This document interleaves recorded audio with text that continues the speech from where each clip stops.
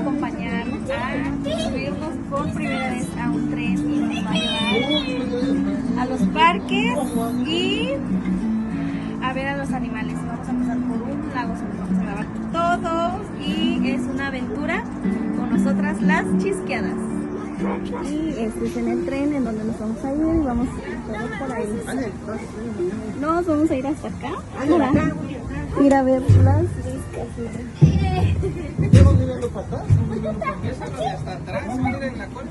Sí, se siente más chido acá.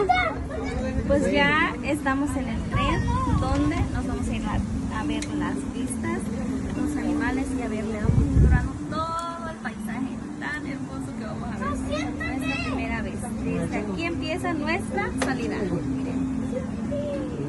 Estoy emocionada. Nunca había subido a un tren y es mi primera vez subiendo un mini tren porque no es un tren elegante. Pero vamos a ir viendo nuestras vistas. Sigan viendo.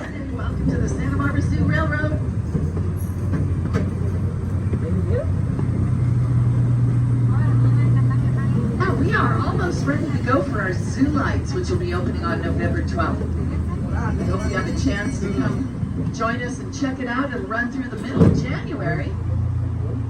And it will be a really beautiful display this year of the natural world, all illuminated. A lot of these lanterns have motion incorporated in them. It's a lot of fun to see. Now we're here on the right-hand side as well as our Toko toucan habitat. We have two Toko toucans, both of them up there in the upper part of that aviary. Toko toucans. I love these birds. They are beautiful, aren't they? The largest and the most common of all 40 species of toucan. But although they are the largest type of toucan, they only weigh about a pound and a half. They're really light. And as they say, one bird can't make a family, but two can. And we have a male and a female in there. Their names are Fig and Mango. And they've recently started doing things like clapping their beaks together, which is called beak sparring. And it's an indication that they're liking each other and getting along. So you never know. They're also over here at the Tropical Wonders Enclosure. Lots of interesting amphibians and reptiles and other creatures, including rainbow squirrel, wonderful birds in the adjacent aviary too.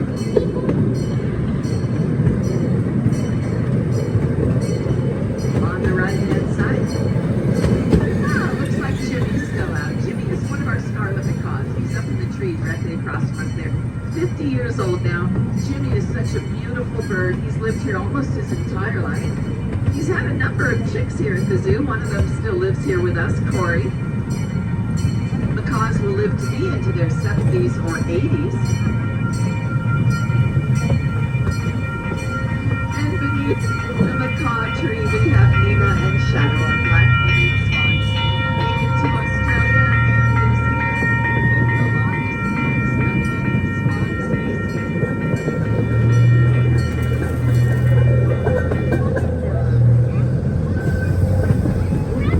this part of the zoo is open to trainers and employees. This is the behind-the-scenes peek into what goes on here every single day for the most part in our administration building.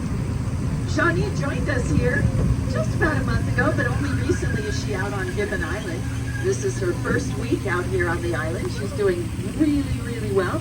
She is 19 years old. She is the mother of 2 already, and we're hopeful that when she meets her new mate within a few weeks that they hit it off. You never know. We may have a new generation of white-handed gibbons. They hide as Shawnee.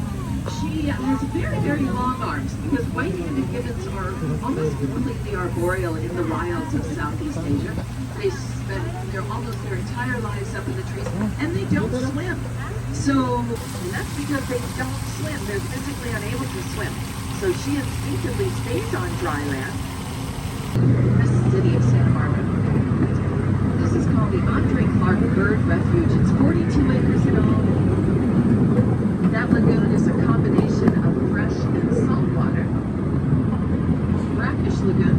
And it's home to over 200 species of wild birds, ducks, cormorants, herons, and gulls, and everything else you can think of. Even migratory birds like Cameron geese will stop off here. It's a beautiful sight to see them come in. The islands were man-made about 100 years ago. The big white building over there on the hill belongs to the Montecito Country Club. Condors are also the largest land bird in North America. And so critically endangered that this huge bird can only be seen in very few places in the world. One of them here at the Santa Barbara Zoo. Condors remaining in the wild. They were so close to extinction, but now, thanks to conservation efforts, there are over 600 condors in the world. And more importantly, over 300 of those flying freely in the wild. They only lay one egg every 2 years, though, so it takes a long time for that population to increase. Gory, little gorilla brothers, born in Brownsville, Texas. And Jake, the giant mosaic snake. Thank goodness he is the largest snake at the zoo. And Rusty and Freckles.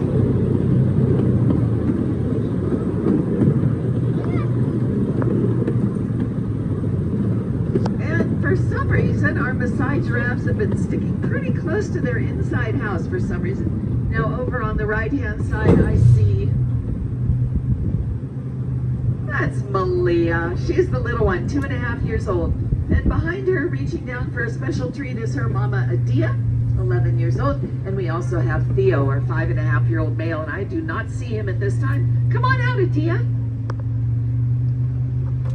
These are Maasai giraffes, the tallest of all 9 subspecies of giraffe. Tallest animal on Earth. They also have the longest tail of any animal in the entire world. They are herbivores. So can you imagine fueling a 3,000-pound body with nothing but plants? Imagine how many plants they have to eat every single day. Bark and sticks and branches and twigs.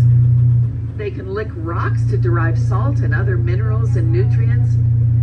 But they don't eat meat. Oh, we're going to get a good close look at Ralph. Oh, doing what we call lying around over here on the right. Giraffes only sleep an hour or 2 a day, sometimes even standing up, and usually in little 10 or 15-minute naps. Unlike these beautiful cats we are passing right now. Ralph is lying around. There he is, that gorgeous 10-year-old African lion in a nice sunny spot. Kind of like cats. If you have a cat at home, you know they do a lot of this. I know mine does. Up on the rock, Felicia.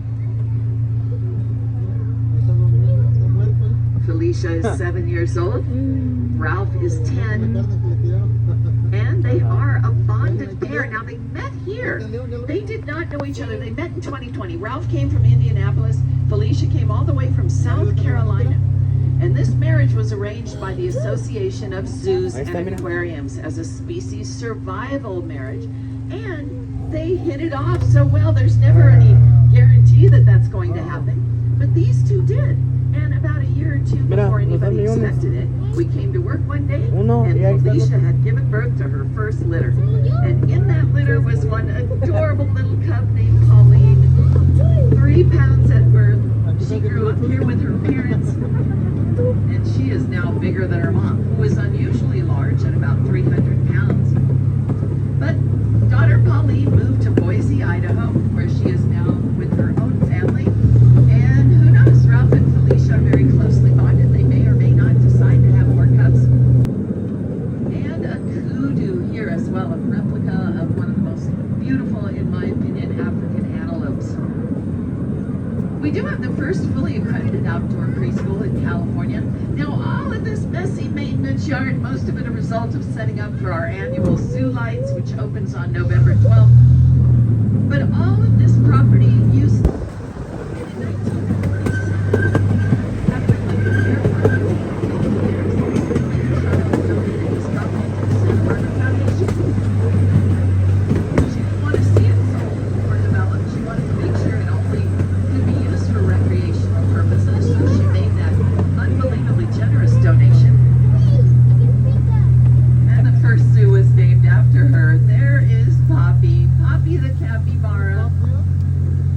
to capybara. We also have Antonio living right next door to the train station. Now, capybaras are sort of interesting animals, aren't they? They look like giant guinea pigs. They are related to maybe they are rodents. The largest rodent in the world native to South America.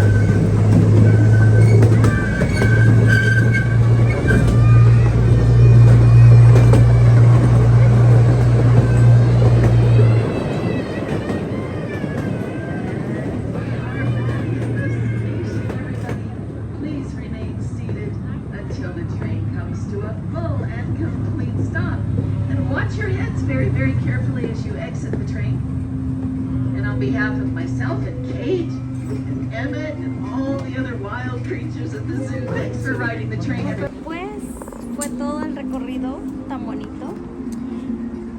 Le doy un 3 de 10, porque no está tan bonito, pero pues sí es muy lindo, te diviertes porque lo del tren lo que dura son 10 minutos nada más, exactamente 10 minutos. Y es todo. Gracias por acompañarnos a un día tan divertido. Pues fue divertido durante todo el día.